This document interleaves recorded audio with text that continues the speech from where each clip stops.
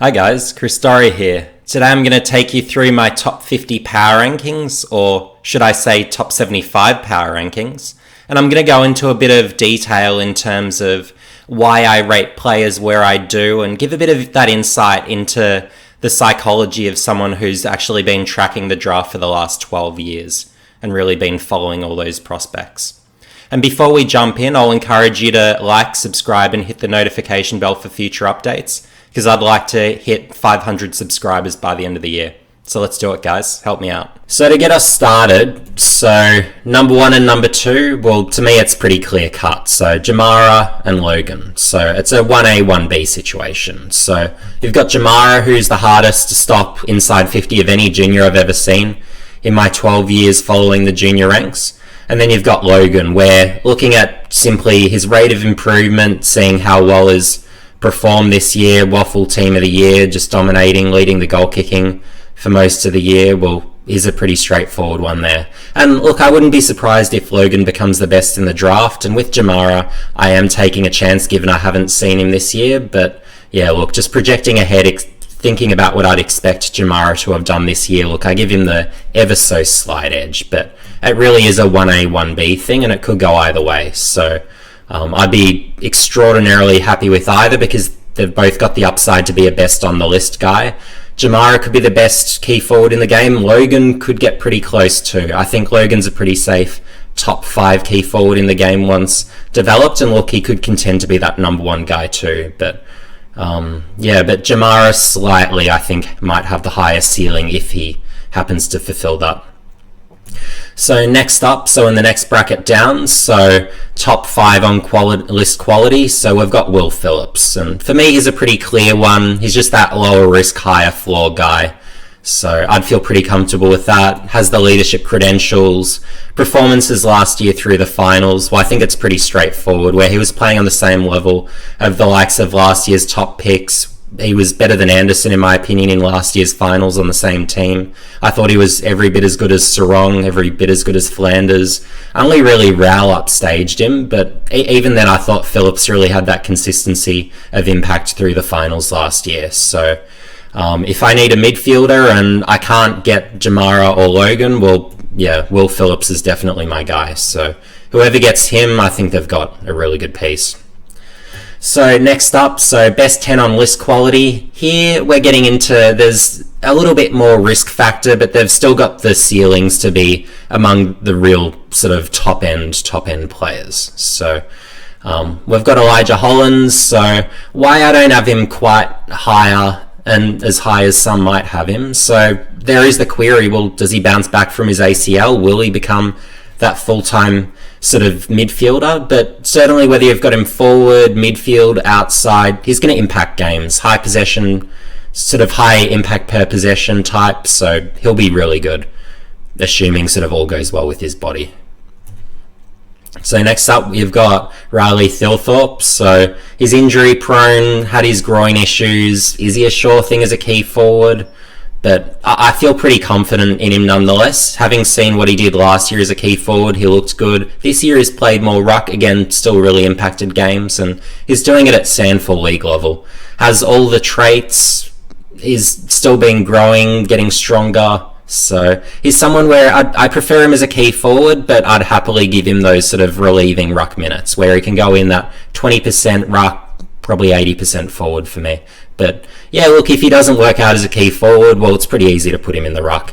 And I do see the risk factor higher than, say, with a Jamara or Logan, which is why I have him quite that bit lower, mostly for injuries, but I also don't think he quite has that same ceiling that he's likely to achieve. So that's just my feel. Others will disagree. Others have Thilthorpe even ahead of Logan. Some might even have him ahead of Jamara, but probably mostly just some might have him ahead of Logan. But yeah, and then next up, so Lachlan Jones. So he's someone where I feel like he's been a bit underrated, hasn't been spoken about enough, and it's a bit like Phillips, where Phillips at 3 is a bit of a unique on my board. Well, I think Jones at 6 is probably another sort of slightly unique call on my board, where others will have him a bit lower. Most will have him certainly below Grainger-Barras. So, but yeah, what I'm seeing with Jones, so he's a ready-to-go defender, can play round 1, year 1. Port Adelaide's defence is obviously terrific, so it's a question whether he will get those games immediately. But I'm also seeing that scope as he builds up his endurance in a few years. Well, I think he can become a midfielder. He's got that high-end contested ball-winning capabilities. He's got that burst, long kick. I think he's really got that capability to be an impactful mid. So can he make that sort of Dangerfield transition to become a mid? Who knows? So, but they're the sort of things I'd be looking for. And I think whether he stays back, I think he'll probably eventually become a mid. I think he'll be a really good piece. So next up, we've got our best 15 on list quality types. So these are types where I'm pretty confident in them, but there's still that sort of, I guess they're not necessarily those franchise guys, but these are all guys that I'd definitely want to draft. But just, I wouldn't put the same price premium as I would on these top, say, 6. So Denver, here's someone where, look, I've had him a bit lower for much of the season, but growing to 195, having the performance against Logan McDonald that he did, where in that third quarter, I think he actually didn't let McDonald get a single kick or a single touch. So having that sort of performance, just seeming to intercept each time, or at least spoil each time it went to that sort of matchup, well, he did really well in that matchup. So that really gave me a bit more confidence in picking Denver, even though he is that sort of lighter build type. But what's he bring to the table? Well, he's great aerially. He needs to get stronger though, and hopefully he gets stronger without losing the athleticism. So they're sort of the things I'd be looking for there. But yeah, he's certainly a good pick. Whether I'd pick him in, say, the top 4 or 5 as he's being touted, well, that's probably a touch earlier than I would. But yeah, recruiters are still justified in doing that if they really desperately want that key defender. But yeah, again, I do have him outside that top sort of 10 on list quality, where I do see some slight risk factor in him not quite being that full sort of key defender, where he's got that strength to really contend with the good key forwards. So, because you do need those one-on-one capabilities as well as the intercepting. And look, he's a good stopper, but again, I'd really want to know he's got that strength at the next level.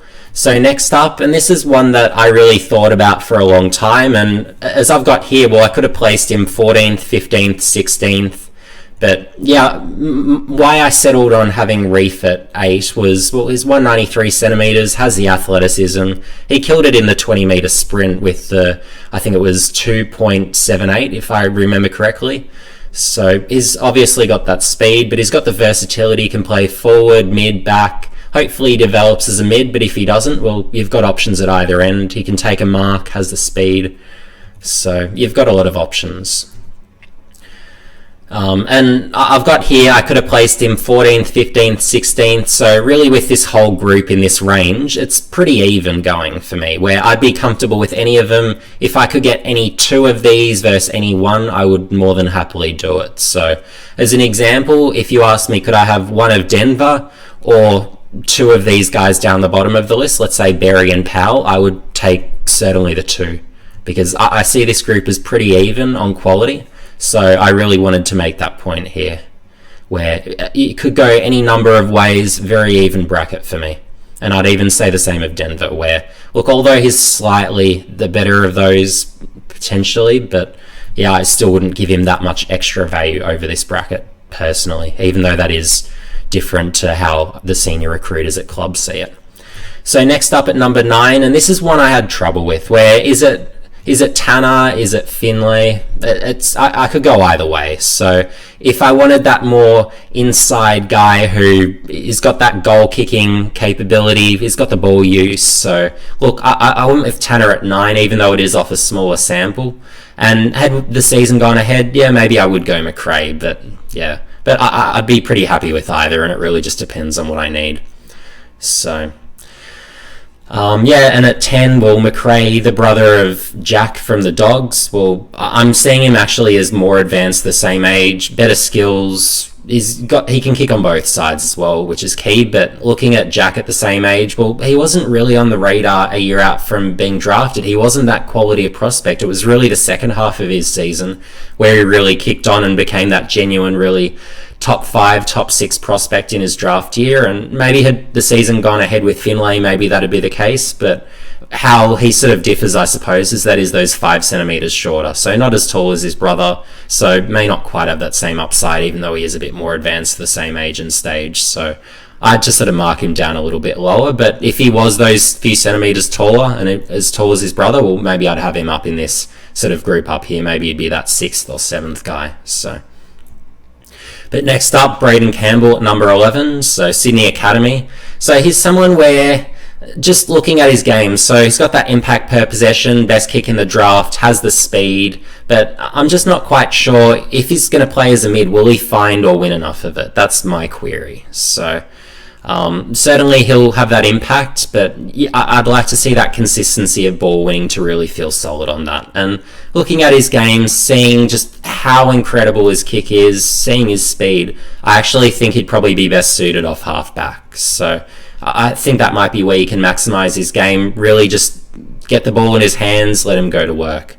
And if you can make him into that, I've heard someone make the comparison the other day, but into something like a Daniel Rich, well, I think that's probably how you're going to get the most out of him, honestly, where I'm just not quite confident enough he will be that mid. Obviously, in NAB League last year, he played a lot of forward, kicked a lot of goals, so he's got that option too, so he does have that versatility across the 3 lines.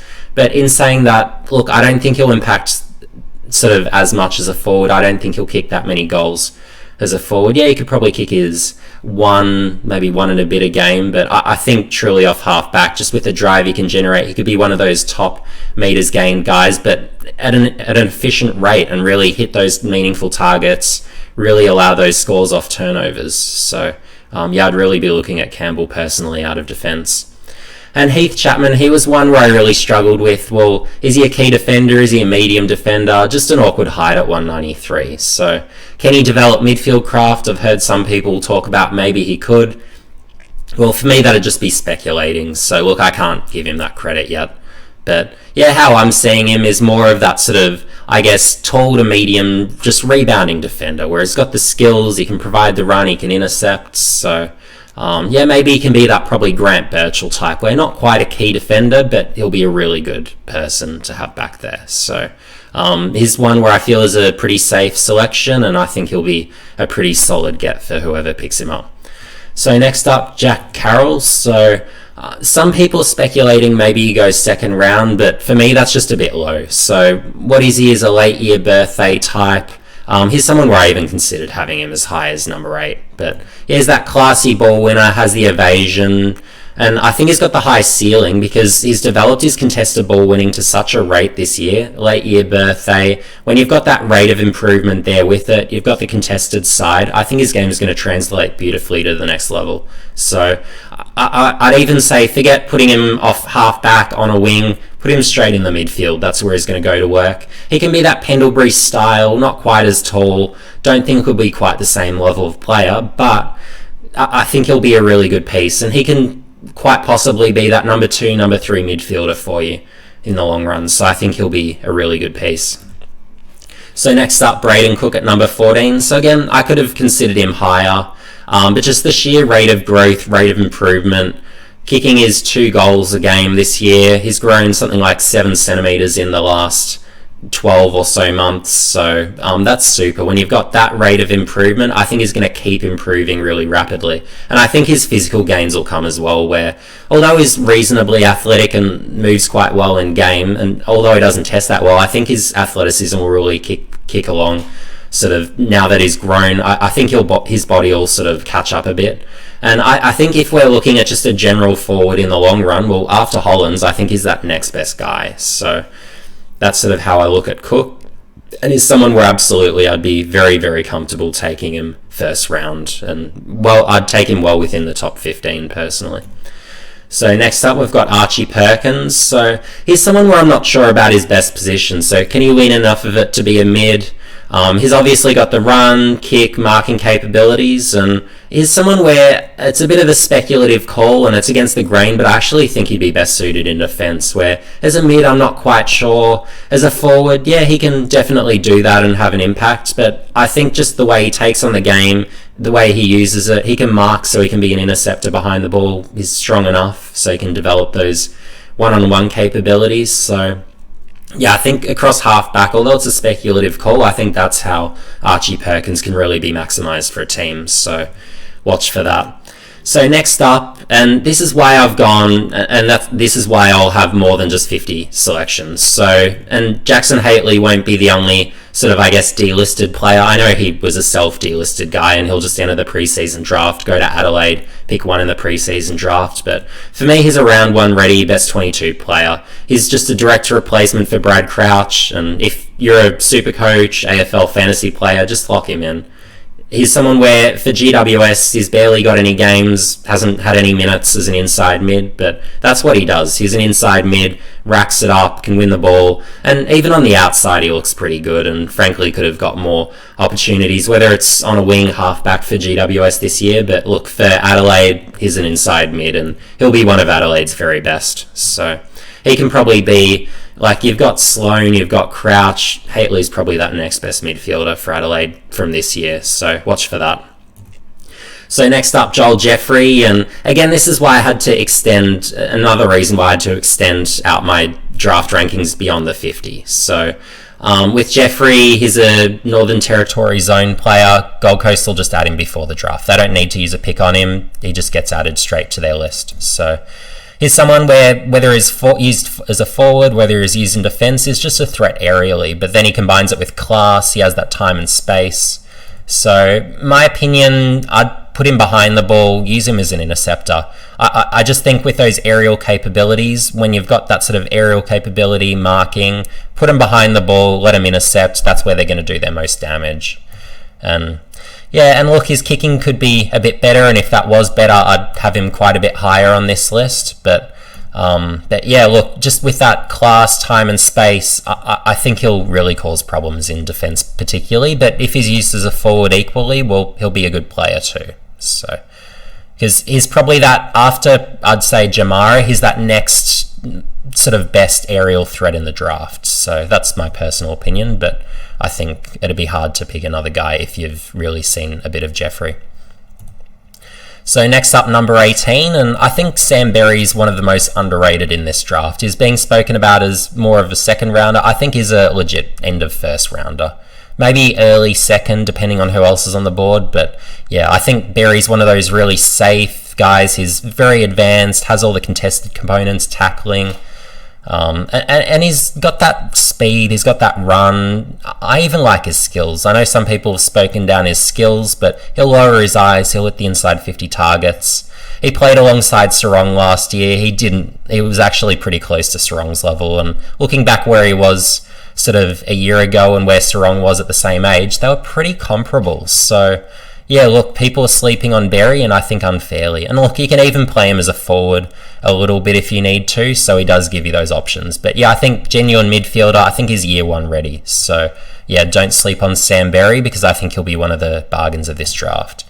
So next up, Tom Powell, and by no means is this like a 19th where it's just feeling sorry for him, he's only just made it. No, he's someone where he's genuinely in this, and I'd say along with all the rest of these guys, he's on that pretty close to same level. So again, all these guys I think will be clear best 15 guys on the list, assuming good development, all that sort of stuff. All things being equal, this is what I think they'll become. So, but what is he is a high production, good mid. He averaged 35 possessions in the Sandful under 18s, so he's a really good mid. So high, and just winning that much of it, finding that much of it, I think is a really high probability of an AFL career. And he's one of those mids where you just lock him in. He's improved a lot this year. So when you're performing that well, improving at the rate he is, even though he is a smaller mid, I think he'll be a really good player. So yeah, watch out for Powell. And yeah, I think he'll probably go first round. If not, it'll be very, very early second round. So next up, so I've got the probable long-term best 22 players. So just sneaking into my top 20, so I've got Jackson Callow. So he's someone where just if you saw him last year in the NAB League, dominant key forward, very physically advanced, but this year he's taken his game to the next level, where he's gone back to Tasmania, he's played key defence, and he's shown he can adapt there too. So you can really play him with confidence at either end. He's over 100 kilos, so he's got that physical readiness, but I think what a lot of people miss with Callow is that he's a really smart player. Obviously, he's that big contested marking force, so that's all well and good, reads it well, that's nice, strong one-on-one. But what a lot of people have missed with him is that although his agility testing in particular looks quite poor, well, he actually thinks quicker than others, and I think that's what people miss. And he's got those smarts. He'll find a way to get out the back if he's a forward, and he'll just find a way to make other defenders look silly. And it's not just that one-on-one bullying. He's got a lot more nuance to his game. So he's someone where I think people are going to really sleep on him, and I think he'll be a late draft bargain where, although I'm probably going to rate a lot of key position players a lot lower than what clubs will, and I'm playing it quite conservative, but with Callow, he's someone where I actually think is a lot better than a lot of those who are rated quite a bit higher than him. And that takes me on to the next guy, so Nick Cox. So he's someone where he's seen as a first rounder. He'll quite possibly go top 10, so Essendon will probably look at him, probably needing an extra sort of, whether he's used as a key back, key forward, tall wing, tall flanker, whatever he is, but he gives you those options, and that's why I've got the confidence to have him at least at 21. So he's got the skills, he's got the mobility, he's got that high endurance, but what I'm questioning, so he wins a low percentage of it contested, so I'm not sure how that'll go. He's an early year birthday. We haven't seen his rate of development this year to know really how far he's come along, so I do see some risk factors there, and I wouldn't be prepared to take him as early as a lot of the clubs would. So he's someone where even if I had an early pick, I needed a key position player, look, I'd personally pass and just let another club take him, because I do see the risk is probably a bit high for someone where I can't say with that absolute level of certainty, where I don't think they'll be that top end player. I don't necessarily think, based on what I've seen, I don't see him as that best 15 on list quality guy. I don't have that level of confidence, so I would have just needed to have seen that rate of development this year, although he's got all those attributes to him. So next up, so Luke Pedlar, and here's someone where had I seen more of him, he'd be a top 20 pick on my list. So it's just a small sample size. I've seen one of his games, so that's all I've had tape on. I've seen some highlights, but I haven't seen enough where I could say I've got him in my top 20. But he's someone where, just given he hasn't played a lot, there isn't much tape of him at all out there. So but yeah, looking at his game, so is that big-bodied ball winner, incredibly aggressive, strong tackler, forward of centre, he can hit the scoreboard in a hurry, so and he's got that burst of speed. So what am I looking at him as? He's probably like a bigger-bodied Toby Green. I think whether you've got him midfield forward, he can impact games. So yeah, look, maybe had I seen more of him, he's quite injury prone, he's missed quite a bit of time with injuries, so yeah, maybe I'd have him somewhere in this bracket, maybe around the 15-16 mark. Had I seen more of him, had a bit more confidence, but yeah, look, with a one game sample size, I can't realistically put him top 20, but any team who takes him first round, well, I think it's very justifiable. So next up, Blake Coleman, so Brisbane Academy. He's got an older brother, obviously, who plays for Brisbane, and I think he's a bit more advanced for the same age, so they can play the same role. They're both forwards, they can both pressure, they're both good at ground level. The talk is Collingwood might be bidding with one of their picks, so that's something to watch. Maybe just outside the first round for me, but yeah, early second, I'd be very comfortable with him. I think he's got a good chance to be that sort of role player. He can fit into a best 22, be that sort of crumbing pressure guy. So yeah, I think he'll be a pretty good get for Brisbane, personally. And then we've got another academy, so Freo's Next Generation Academy, so Brandon Walker. So he's a really good athlete. I think he can find a role somewhere in defence. So just with the rebound, he'll be a rebounder. So high impact per possession, has the run, skills seem pretty good from what I've seen, but he really just takes on the game. So yeah, I think there's a real spot for him. Maybe he can be that sort of, I guess, Nathan Wilson, that next Nathan Wilson type for them. So yeah, that's something to watch, and yeah, I think he'll be a piece. So looks very developable for me. And then you've got Isaiah Winder. He's someone where he'll probably go a bit later than this in the draft. I don't know, he could be 30 to 50, so mid to late as really quite probable. Could go second round. But yeah, what he does, so he brings the offense, has the hurt factor, has the speed. Yeah, and he's someone where just really had him quite tightly in this group. I could have had him a few spots higher. Could have been higher than a Coleman, could have been higher than a Walker. I see them all pretty evenly. But yeah, wherever you put him is probably more a forward at this stage. But yeah, he's got that offense, high impact per possession. Does he have that pressure side to him if he's a forward? Not sure. Could he play through the mid, outside, out of defence? Yeah, maybe. He's got those sort of capabilities where I think he could adapt. And there have been some comparisons to Sean Burgoyne. I think that's going over the top, but there might be some glimpses there where you might have some similar versatility, some similar options there. So yeah, I think he'll be a really good get, sort of mid to late draft, and I think he could be a value pick. On the topic of value picks, well, I think Jack Ginnivan's another one. So yeah, I even considered him as high as top 20, as low as sort of 26 where I've got him now. And yeah, I think he's ultimately, you can play him anywhere. He's got the skills, he can play forward, mid, back, he can hit the scoreboard, wins enough of it contested, and he just draws frees so easily. So where does he settle at the next level? That's what I'm a little bit unsure about, and that's why I've got him a little bit lower than some of these other guys, just on really sort of looking at, well, where should I have him? So, but yeah, look, whether you have him off half-back as a forward, maybe a mid, you've really got options with him, and depending on what you need, you can just sort of plug him in, and I don't think he'll take too long either. He's got a pretty advanced game. So yeah, even maybe year 1 you could possibly play him. If not, I'd say more like year 2. So I think he'll be a piece, or he's got that capability at least, and he could provide some value. I reckon he'll probably go late draft. There's some talk he might go, so that's something to watch.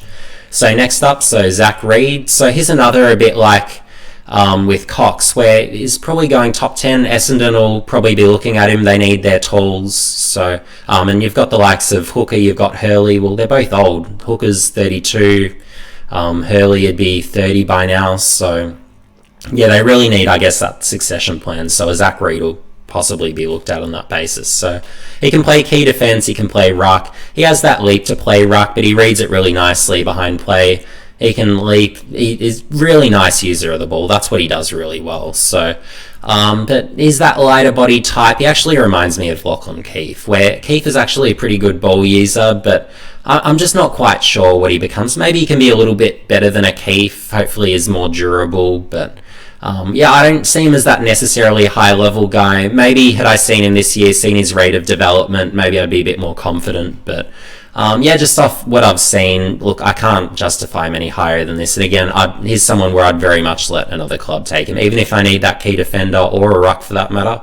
Yeah, I'd pass, let someone else take him, because others clearly rate him a lot higher, and a lot of people seem to have him around that sort of 10 mark in the draft. So fair enough, but yeah, not for me. I think is probably a bit lower than that, just without that exposed play this year.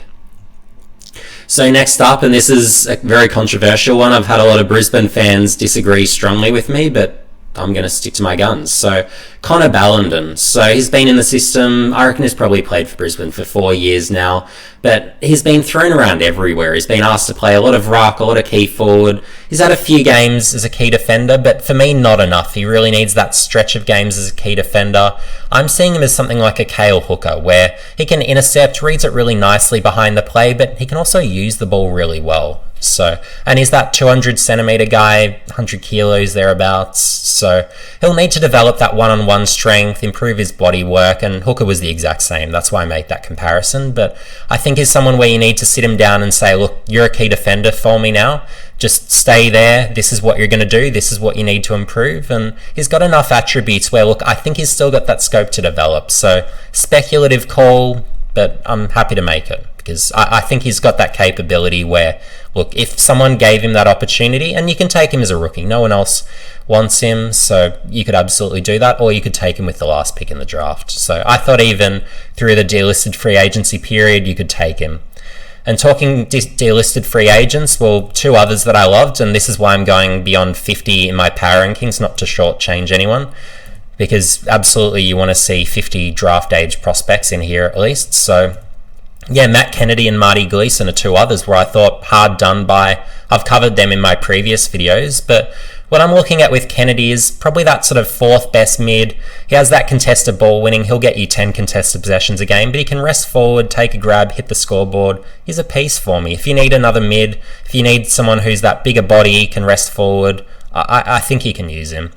And it's the same with Amadi Gleason. Where in defence, I think he can slot into any defence. He wins in his one-on-ones, he can intercept, reads it beautifully behind the ball for those that haven't watched enough of him, and he can use it pretty well. So yeah, for me, just anyone needing a new defender, plug and play. So I'd absolutely be willing, whether it's a late pick, rookie pick, I don't care what it is, I'd be more than happy to take him. And talking defenders, and this is my first mature ager on my board, and I was deliberating, do I have him in this category below, do I have him in this category, but I've settled with him on someone where I think he'll probably make that grade as that best 22 player. So he's been good in the NEAFL for a few years, but this year, first year in the Sandful, and he keeps developing and keeps showing up and shows that he's a good player. So he's a late-ish bloomer. What he excels at is intercept marking. He can rebound as well, good ball user, can run a little bit, but yeah, he's there for his intercept marking. So I think you can really fit him into a role. He's that taller sort of defender, 192, 193-ish, so... But yeah, I think he's probably that pick of the mature ages this year, and someone where, look, if you can get him mid-draft, thereabouts, if you need that type, I think he's a piece. So yeah, he's one to watch out for. So now I'm into my next bracket down. So these are my possible long-term best 22 players. So starting off with Alex Davies. So here's another Gold Coast Academy. Gold Coast can take him before the draft. So yeah, I consider him as someone where, look, in the past I was thinking, yeah, maybe he's a top 20, but... And there's a lot of reasons why people would have him that high. Good ball winner, has the height, is about a 192, maybe even 193-ish mid, so he's got the height, so that's nice. But yeah, just the decision making under pressure, that's what stops me having him any higher. And it's a bit the same with the next guy. So Nathan O'Driscoll. So aggressive tackler, wins the footy. He can play inside, outside, off half-back. All that's good. But again, decision-making under pressure, poor. So I cannot justify taking him in the first round. Second round, yeah, look, if I need that sort of taller mid, he has that sort of versatility, yeah. But the one thing I've noticed with O'Driscoll, and he's measured in at about 187 centimetres, well, when I see him next to some of the key position types, the rucks, he's taller than 187. He looks like he could be 190, 191. So yeah, I think he's still growing is the sort of indication that I've got and what I'm sort of seeing. So yeah, don't be surprised if he has still some more improvement in him. So that's what gives me a bit of optimism, and it was the same with Davies, whereas that tall mid, but he's still grown a bit this year, grown probably 2 centimetres, maybe 3. So when you've got those taller types that are still growing, there's a bit more sort of untapped upside. So these are guys where I see a bit of speculation, but yeah, look, they could be justifiable, they could become those best 22 players, but for me there's some pretty still strong flaws that make me think, yeah, probably not for me. So, and probably not the guys that I'd be prioritising in this draft. So next up, so James Rowe, you've got another mature ager, plays Sandful, good. He's probably that best sort of mature age small forward. So can Crum hit the scoreboard to a higher level? Best in the draft is that, I guess, Crummer who hits the scoreboard. But for me, the forward pressure is what lets him down. So I'd call him a below average in terms of that sort of pressure forward. So if he develops that, fantastic. He can be a player at the next level. But without it, I'm not too sure. So, but yeah, if the club needs that sort of crumbing forward, absolutely take him late. He's worth that chance, and he can do that easily, do it well, hit the scoreboard. So he gives you that option, certainly. And here was one where I was deliberating, do I include him, do I have him lower? But no, I've settled with having him here because he does have that advanced sort of, I guess, offensive side to his game in terms of that crumbing, scoreboard impact. Led the Sandful for goals this year, if I recall correctly. So yeah, he's got that sort of game. So next up, Connor Downey, Hawthorn, Next Gen Academy. So what he has, he's got that outside game, he's got the run, kick, he's pretty evasive, but yeah, what he needs is that contested side. So he's been regarded as a good leader, diligent, works hard at his games. So yeah, look, we'll have to wait and see if he develops, but he's that really typical Hawthorn type. where he can just replace that sort of outside guy. He could be that almost, I know Hawthorn got Tom Phillips and I think he'll be a piece for them on a wing, but Downey's almost, I guess, that Isaac Smith replacement. Not quite that same, I guess, runner on that same level, but he's got the kick to go with the run. So he brings both of those dimensions.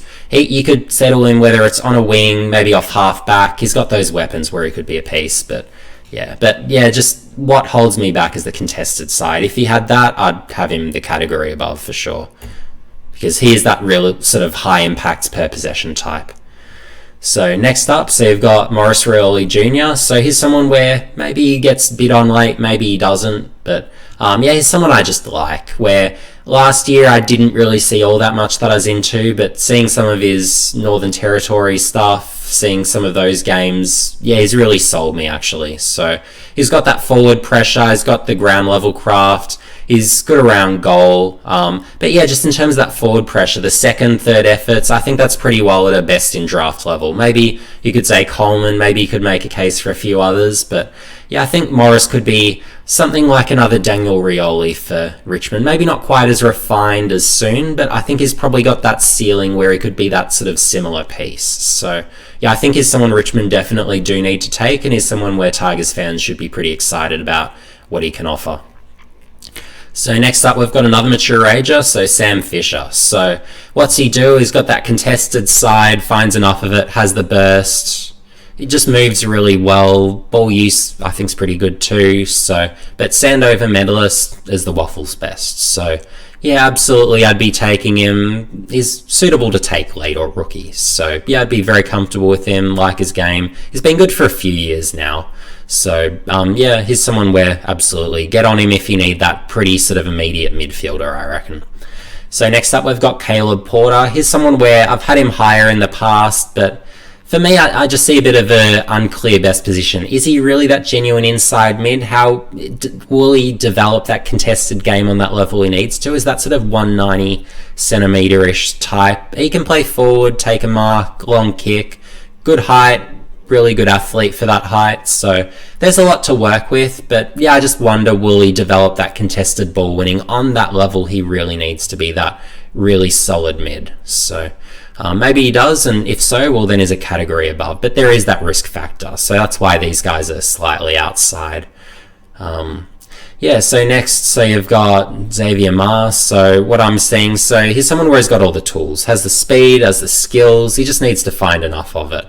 And if he doesn't find enough of it as a mid, well, maybe try him maybe off half back, since he could probably generate that drive, but we'll have to see what happens. Like, he seems like someone who can put his head over it and win it, and he's had some of those games where he's looked good, but I really would have liked to have seen him this year sort of as a pure mid, and just see what he would have done this year. And I suspect he would have probably had a better year, found more of it, been more prolific, and he probably would be quite a bit higher on my board. But given we haven't had the chance to see that this year, well, I just have to judge him more so off last year and say, look, there is that risk factor where he doesn't quite develop enough of that ball winning, not enough accumulations. So number 40, so I've got Jackson Cardillo. So he's someone where I think is one of the sleepers in the draft. People are overlooking him and just shouldn't. So wins a high possession contested, strong tackler, has the acceleration, has the leap. So you've got a lot to work with here. So, will he become that inside mid over time? I think he'd start his year as a forward. Obviously his testing in the past has been terrific. So, it's just a surprise he's dropped off the draft radar a little bit this year. And he's someone where I'd be encouraging very strongly, hey, come back next year if you're not picked, because you've got a chance to be picked up in a year's time if you've really developed your game. He's someone where he's almost, I don't think he'll quite be this level of player, but he's almost Hugh Greenwood-esque, where, maybe he's got that scope to be forward, high leaper, but then if you put him as an inside mid, he'll really win it contested, and probably lacks those other sort of parts to his game and has those sort of similar limitations, but maybe he could become that type, so that's something to look out for.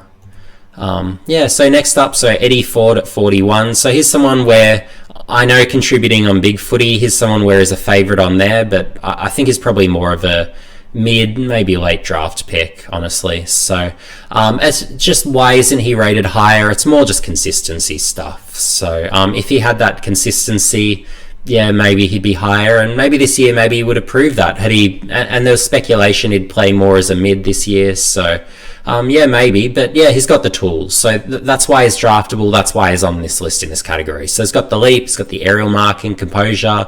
He wins a high enough percentage contested, so that's fine. So, but yeah, I'm looking at him and thinking, well, where's his best position? Is he going to be that mid? Well, bit unproven for me. Can he play as a forward? Yeah, he can do that a little bit. Maybe in defence, maybe that's where it'll look best, given he's got the leap and aerial markings. So, but yeah, I'd just like to have that solid best position for him to have that a little bit more confidence. So next up at 42, so we've got Max Pescud. So he's someone where I just liked his play in the NAB League last year. Impressive athlete, love what he does aerially, hits the scoreboard, impacts games. So, and I just think probably he should be thought of a bit more as in the draft conversation. Gold Coast won't be taking him this year. They just don't have enough list spots. So he's someone where late draft, I think he offers some value potentially. So, but yeah, just in terms of finishing, scoreboard impact, he's got some tricks. So I think he's someone where he's developable. He'll take a bit of time, needs to get stronger, needs to refine his game. But yeah, look, there's enough to work with where I think he's pretty draftable if you want that more athletic forward.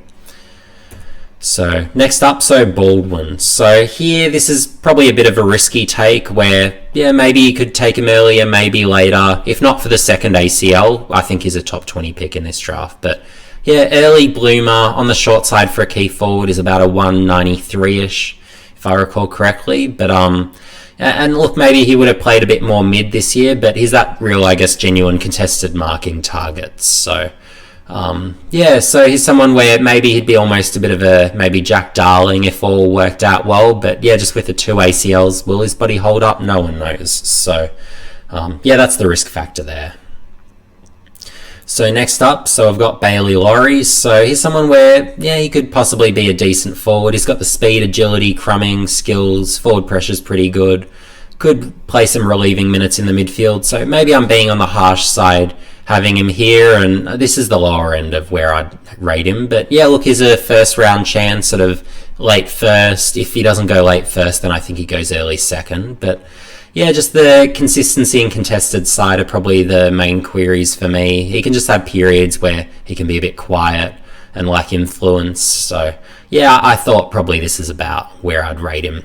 So next up, Shannon Neal. So for me, he's probably that best sort of, I guess, genuine ruck in the draft. Obviously, Thilthorpe, if you count him as a ruck, yeah, sure, he's better. But in terms of the other rucks and those that'll be available late, well, I think probably Neal's the pick, where I'm looking at really his athletic, so that's good, but he's a late comer to footy, so I think he's a bit untapped, and rapid development as well. So they're the indicators for me, where with ruckman, it's not about who they are today, it's about who they are when they're 24, 25. So you really want those guys who, I guess, are still developing at rapid rates to really project ahead and think about, well, if they're improving this much now, well, think about, well, if they keep improving at that rate, who will they be? So whereas if you've got a guy who's already fully physically developed, hasn't improved much in their draft year, well, they probably don't quite have that same upside because they don't have that rate of improvement to sort of back it up. So here's a controversial one. So at number 46, so Oliver Henry. So I think most are pretty aware by now that he's probably going first round. Could go as high as the top 10, but yeah, I think is more of a top probably 15 pick. So what is he? He's an aerial marking threat. You can play him at either end, but I think that's probably where he specialises. So as a forward, he can mark it, hit the scoreboard a little bit, but probably forward pressure isn't quite on that level, where as that more that medium marking type, I really want more my forwards to be those pressure types. So for me, I'd prefer him behind the ball as that interceptor. So yeah, that's more how I see him. He's more advanced, more well-rounded than his brother, but yeah, look, I'm just not that sure. He's that probably just best 22, maybe just outside. I think a bit like his brother, who I don't think is necessarily that high-level best 22 guy either, but I'm seeing pretty similar with Oliver, where it's just, is he in, is he out? I'm not too sure. So he's someone where I just let another club draft him. I'm not too fussed. So yeah, but I don't see him as certainly that top 10 player in this draft. I don't think he'll reach that ceiling. I could be wrong, and I'm happy to be called on it in the future, but I just don't see that from him. He doesn't have that midfield scope. I don't think he'll be that 2-goal-a-game forward. I don't think in defence he'll be that 150 mark type who'll intercept a whole heap. I just don't see him at that level, so I can't justify him as certainly that early pick. Yeah, this could be the later end of his range, but yeah, I'd certainly keep him in this category. Some will argue he could be in this one, but yeah, for me, I'm just not all that fussed.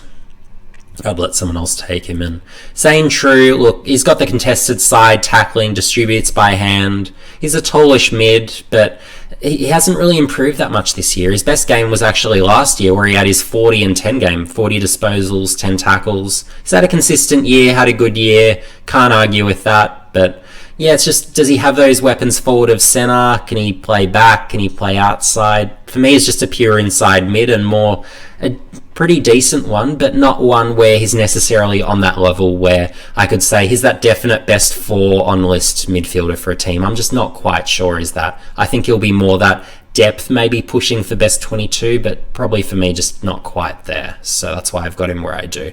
Even though he's probably early second rounder, mid second rounder. Could go third round, maybe a second or third round, but most seem to have him sort of second round at this stage, so fair enough.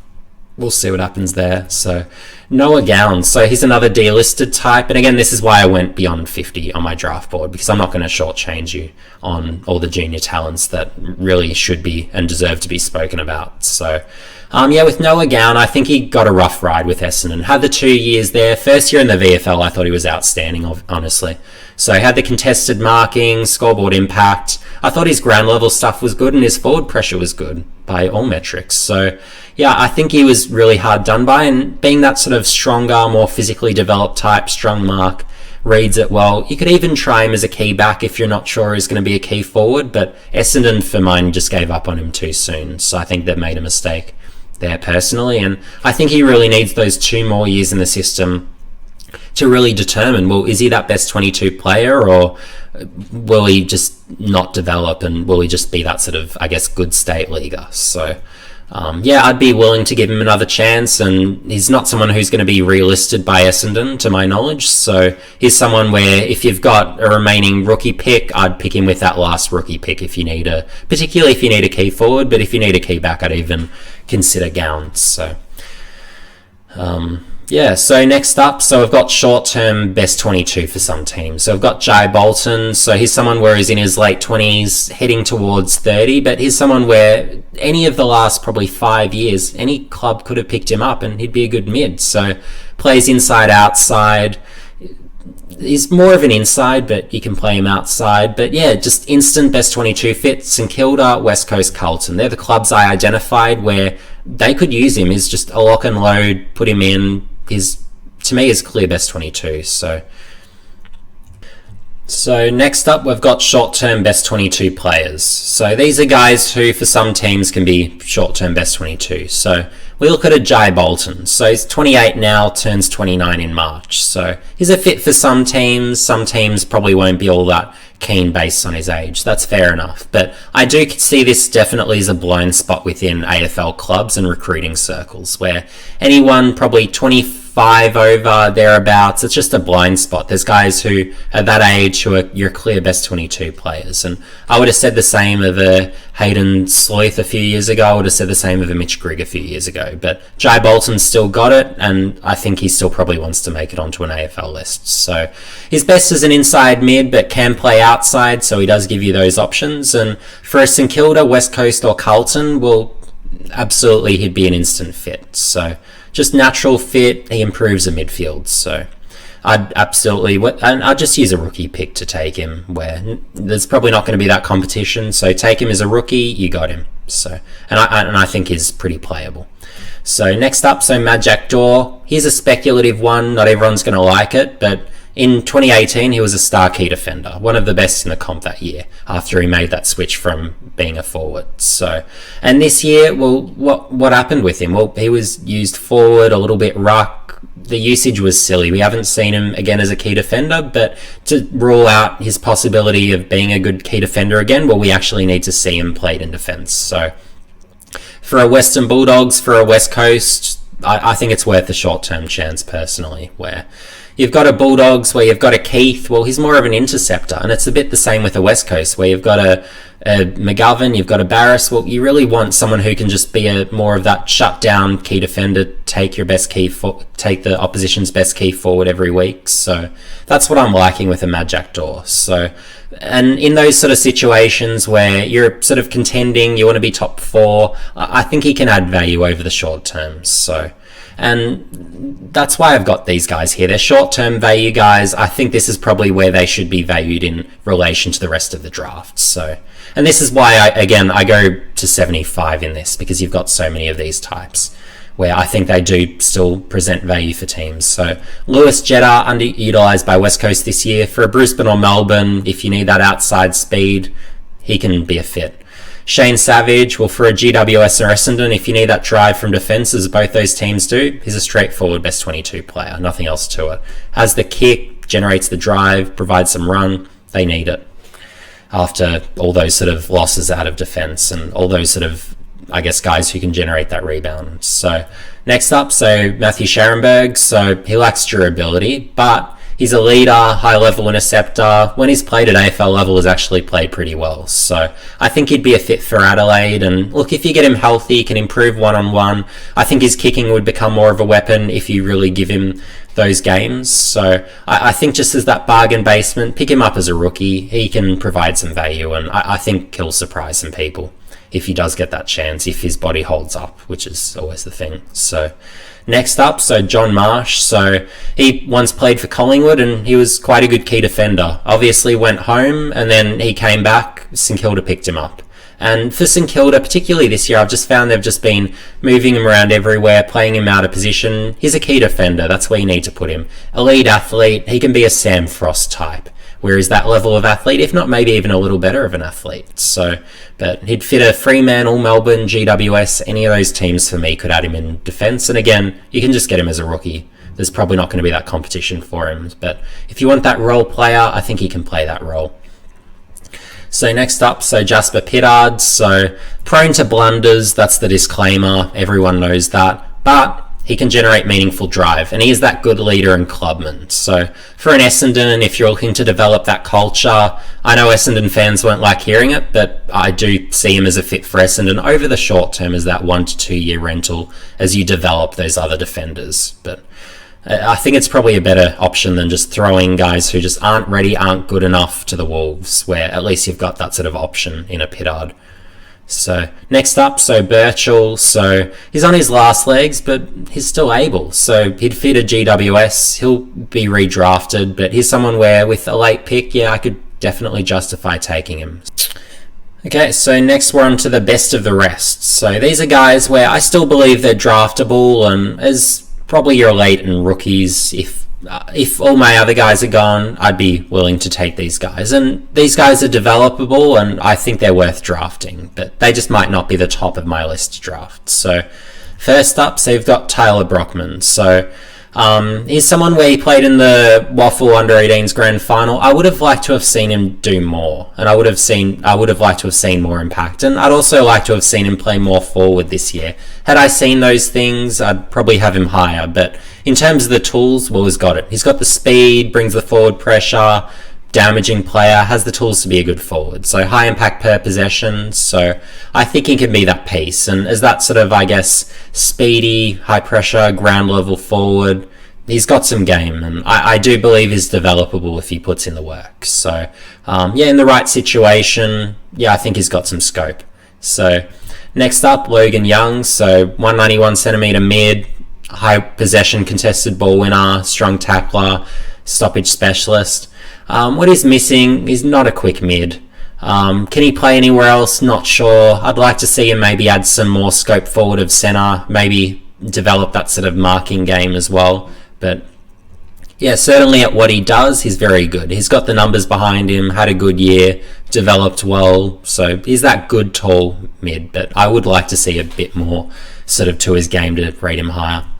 So Tarek Newchurch, so Adelaide Next Gen Academy. So small forward, has all the offensive tools, but just the forward pressure and tackling is what lets him down. So has the speed, agility, hurt factor, finishes around goal, can hit targets, so all that's good, but until he really develops, particularly that application defensively, where I just haven't really seen him do that and do it consistently enough. So that'll be the key, but yeah, with the tools he's got, yeah, he could develop for Adelaide, but yeah, I just think there's probably a few others, and it's a position I'm finding this year which is almost oversaturated, just those small forwards, where they're just everywhere in this draft. So yeah, if you need a small forward, then yeah, late draft, rookie draft, you can definitely pick one up. And guys like Brockman, Newchurch, and the next guy as well is another, so Phoenix Spicer. So to me, he's the quickest in the draft, just the way he takes on the game, speed, agility, breaks the lines. I haven't seen anyone this year as quick as him, so that's what instantly makes him sort of really striking to watch. So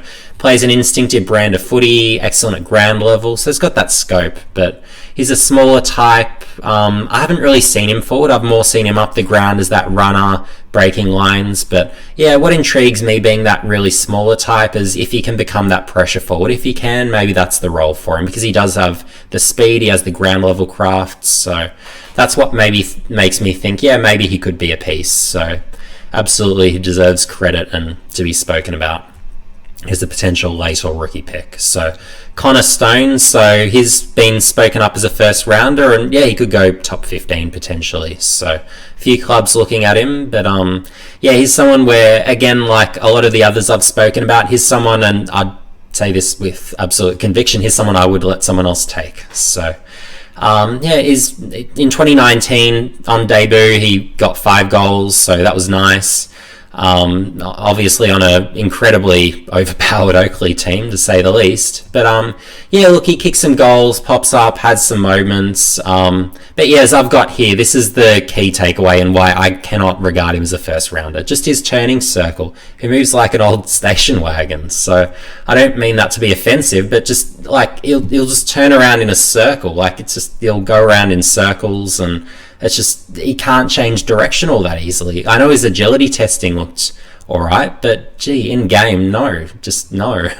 So, but yeah, for me, best chance to make it probably is that running halfback, where look, he has tools, he can run in straight lines pretty quick, so I'd be thinking maybe that's his chance. I've seen him drop a few marks, so can he develop that intercepting? Not sure, because even just on the lead, uncontested marks he's dropped. So it's just, I don't know, for me, there's just a lot of things that need ironing out. He's still probably a bit raw for me, so yeah, first round I can't justify it. Can he be a mid? I don't think so.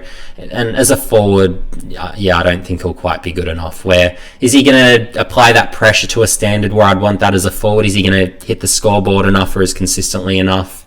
Will he be that target?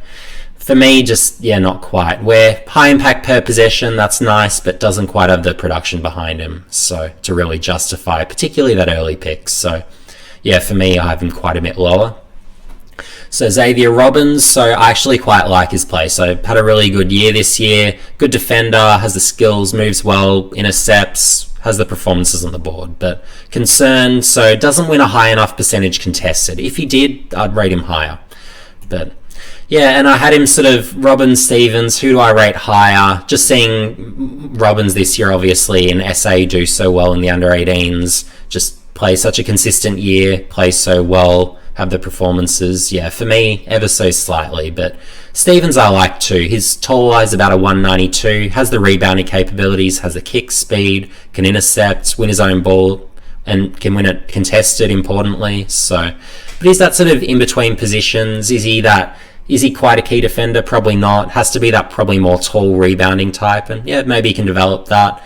Maybe he could develop as a mid, given he's got that sort of contested side, he's got the size. So I'd even, if I was to draft him, I'd be exploring, can he do that as well as just playing in defence? So yeah, I do see him as a developable type, but yeah, it's just, I'm not quite sure where to place him is sort of why I've got him a bit lower. So next up, so I've got Charlie. So he wins a lot of it contested, so strong tackler, high sort of his accumulation fantastic, so had a really good year in the NAB League last year, and although he's got all that contested stuff, hardball stuff, well, he's got the athleticism too, has the speed, has the endurance, so yeah, I'd sort of feel pretty comfortable drafting him sort of late rookie if I really needed that mid and I've missed out on all my targets. But yeah, it's just I'm not quite sure what else he can do. Is that smaller type? Can he play another position? Can he play forward? Not quite sure. He's got that front half talent. So yeah, they're the sort of things to consider there. And then last but not least on my draft boards, this is basically my top 50 rankings, although it's been extended out just because of all those delistings I've included also. But yeah, Joel Weston from Fremantle's Next Gen Academy. So smaller type, 172 centimeters. I'm just not quite sure where he settles. So he's got the speed, agility, works through traffic really well, skills good. But yeah, can he develop that ball winning? Where's he going to go? He probably needs to be a forward. Is he going to be good enough as a forward? Haven't really seen him there. I've seen him more through the mids. So I'd really want that evidence to see he can be a good forward, can bring that pressure.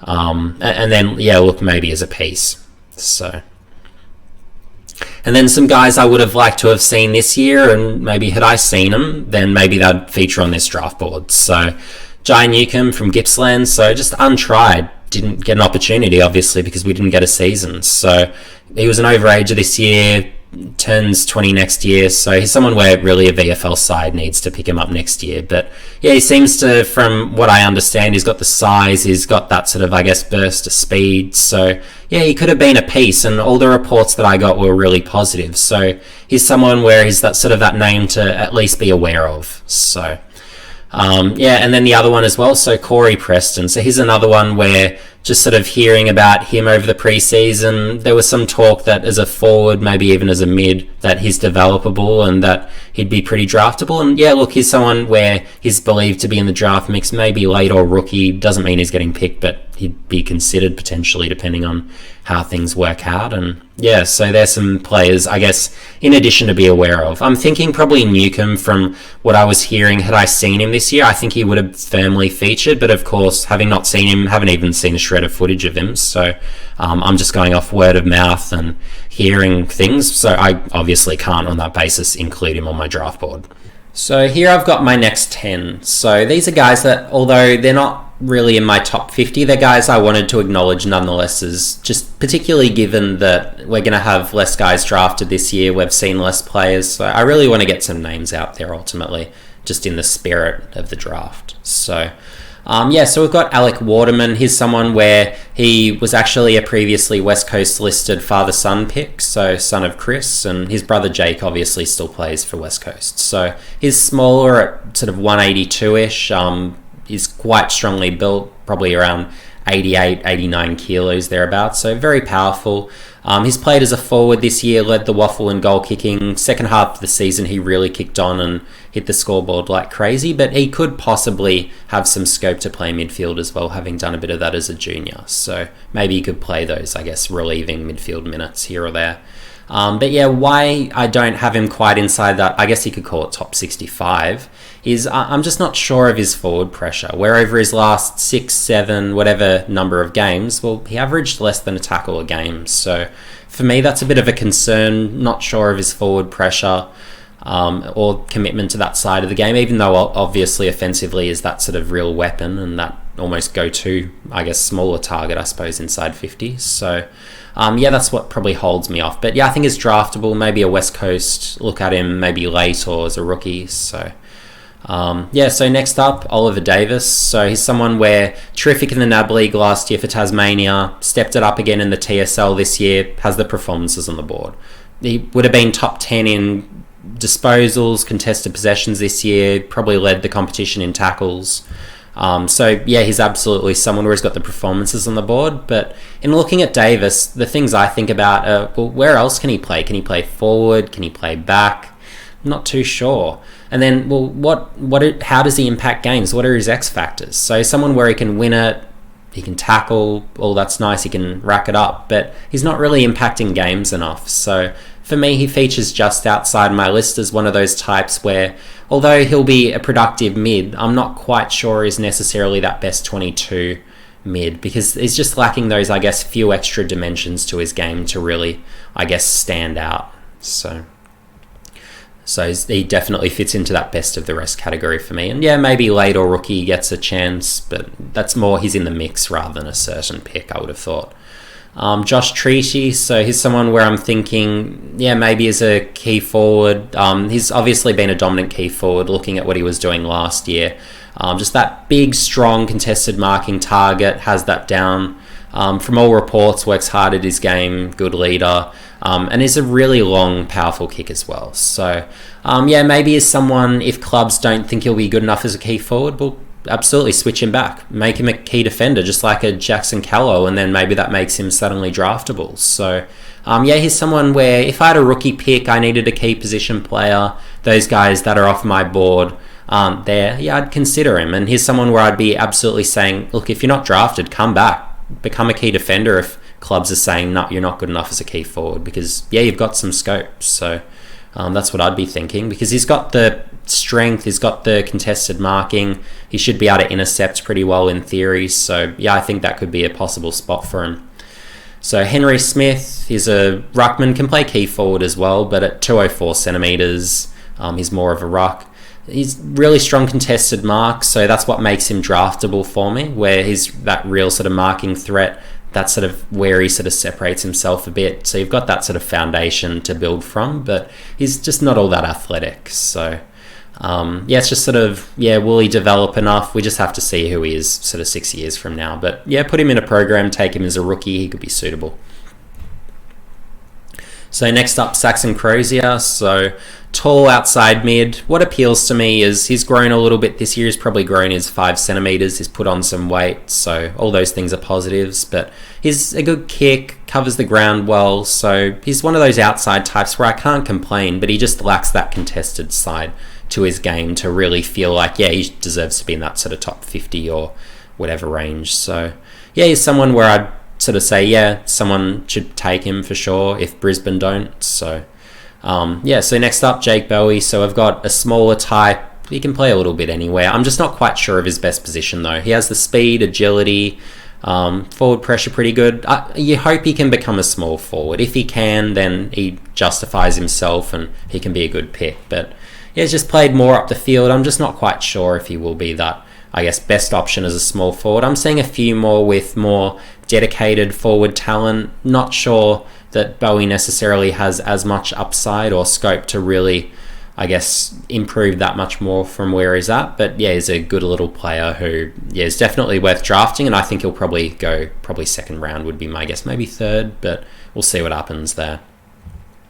So next up, so I've got Josh Iris, so Essendon Next Gen Academy. So he's someone where it's that sort of taller key forward, 197, 198. He's had a lot of injuries, so that's made it hard. When he's played, he hasn't played all that well, but the indications this year is, well, he's grown, he's gotten stronger, he's gotten better. So he's really impressed some people, opened some eyes. So yeah, look, maybe as sort of, I guess that if you can get him as a rookie, Essendon absolutely should, because yeah, if he's showing that rate of development, well, that's one of the keys you look for in a key forward. But sort of playing to date, well, he hasn't done much, but in fairness, we haven't seen him this year, and last year he struggled with injuries. So it's really one of those high risk, high reward plays where you just don't know, so you don't want to spend too much to get him. So Corey Durden, he's someone who's got the performances on the board to his credit. He's played Sandful League level this year, last year, and he's gone pretty well. My critiques would be this year he hasn't stepped up his game. He's actually kicked less goals, and production otherwise pretty well awash. So yeah, he's had his injury issues over his last 2 games, so you've got that as a sort of, I guess, additional concern with, I believe it was hamstrings. So yeah, I'm just not quite sure that I'd be willing to pick him too early, particularly when you've got a small who isn't showing that rate of improvement. That's always a worry, but certainly in terms of performances on the board, has the tools, is quick, good finisher around goal, can bring the pressure pretty well. But yeah, just not quite sure that he'll necessarily improve to become that best 22 player for a team. And I think there's a few more forwards with a bit more upside, and that's why a bit like with Jake here, Corey here, I just prefer a few others. So it's more just out of having so many good forward options that I'd prefer to take those where I see a bit higher of a ceiling in, and probably a bit more, I guess, scope to develop further. So Yeah, next up, so Errol Goulden. So he's someone where I think he'll probably attract a second round bid. So obviously, again, a bit like with a Durd and a bit like a Bowie, this is a lot later than he'll go. So it's just a personal preference thing. So with a Goulden, I'm thinking, well, yeah, he can rack it up, good ball user, moves very, very nicely. So he's got the speed, got the agility, covers the ground, can find more than enough of it, so all that's good. But contested side, not great. Can he bring the forward pressure as a forward? Not sure. His tackling isn't necessarily all that high end. So yeah, I'm thinking, look, he's someone I'd just let someone else bid on personally, but yeah, he'll no doubt attract a bid. But I'm just thinking with a Goulden, well, where does he settle? What's his position going to be? He's probably looking more like a wing, maybe half forward, but again, is that probably, I think is about a 172, maybe 173 centimeter forward. Yeah, I'm just, or mid or wherever he's going to play. I'm just not sure that that's tall enough to play in other spots. If you're a crumbing forward, absolutely you can be that height, but in other roles, it's just always a query unless you're out and out elite. And with Goulden not quite having that contested side on that level that I'd be looking for, that's what really holds me off having him inside, say, my top 50 or as someone I'd pick, say, in the second round as opposed to what recruiters might be doing. Thanks, guys, for staying till the end, and apologies if my voice has sounded a bit ordinary. I'm just recovering from a cold at the moment, but yeah, hopefully you've enjoyed the video, and yeah, please like, subscribe, and hit the notification bell for future updates. I'd really like to get to 500 subscribers by the end of the year, so that'd be great if you can become a subscriber too if you're not already. And just for some updates as to what other things I'll be doing between now and the end of the draft. So I've got, on Monday, I'll be doing a podcast with ESPN. So I'll be most likely unveiling, I guess, my first round Phantom draft as it sits, just to give a bit of an update there, because there has been quite a considerable amount of movement in the last week or so. So that's something to look out for. My Phantom draft will be coming out. I'll complete it on the Tuesday, but that'll be up first thing Wednesday morning on ESPN. So make sure you check that out in the morning. And then, yeah, then you've got, obviously, my draft review will come out after the draft. So I'll be working on that on the Wednesday night, and then that'll be up first thing Thursday on ESPN. So thanks, guys, for watching. And yeah, if there's any videos you'd like me to make over the Christmas period, let me know your ideas in the comments section below, because I'm always open to making new videos. And yeah, thanks, guys. See you in the next video.